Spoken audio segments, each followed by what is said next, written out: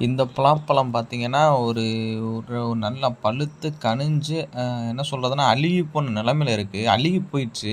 அதில இந்த கொட்டை விதைய பார்த்தீங்கன்னா, எவ்வளோ தூரம் முளைச்சிருக்குன்னு பாருங்க. கையில புடிச்சு இழுத்தா கூட அவ்வளோ கஷ்டமா இருக்கு. அத புடுங்கி இழுக்கிறதுக்கு அந்த வேரு. அவ்வளோ தூரம் அந்த வேரு போயிருக்கு. இது வந்து ஆடி மாசம் வந்துருச்சு. இந்த ஆடி மாசம் வந்ததுனால, இது காய் வந்து ரொம்ப நாள் மரத்திலே கடந்ததுனால, இதுவும் ரொம்ப முளைச்சிருச்சு.